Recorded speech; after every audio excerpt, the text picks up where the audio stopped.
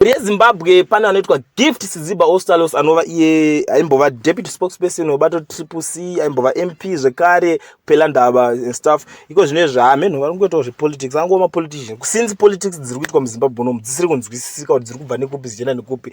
Pamwe tisu tichitotambiswa bhora rasina mweya sevanhu kana kuti vanenge vachiita sei, but izvo ndo vanga kumbomhanya neblue movement kana kuti vakapedza zveblue movement zvacho ndokuzongoona Amos Chibaya adzokerawo kunana anonzi nani ana promise mukwananzi vakungobuda vakutoita vese ikoko zvinzwisisika kuti chii chinechitika. So panapa vari kunyora vaGift Siziba Ostallos vakanyora the grand national theft in February 2019. RBZ issued S33 pegging USD at 1:1 with RTGS while citizens are bemused and disturbed by this. RBZ at that time gave Sakunda Investments 500 million.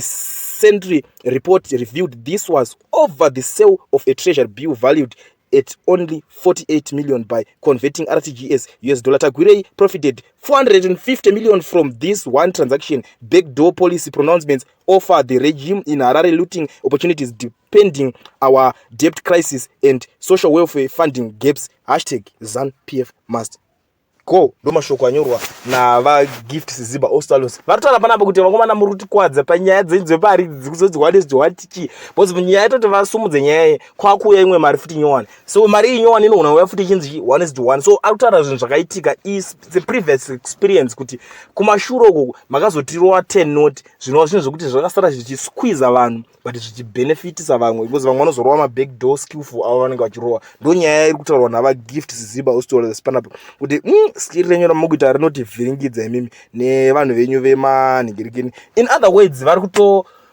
expose zoka munzwa vari kuzongoti ZANU-PF must go mana munenge matinyanyira, but muri yeZimbabwe inini ndenge ngoyo panapa nenyaya kuti tionesane musasaririre pazvinhu zvine zvichiitika. So kana uchingotanga kusvika panapa first time yako ndandikukumbirisa kuti ugare wasiya like wobva wasubscribe ndobva ndadzoka nemamwe maupdates because inini handanungo nyaya idzika idzi ndodzifambira ndechingoya panapa nenyaya dzine mukosho mukuru, nyaya dzakakosha.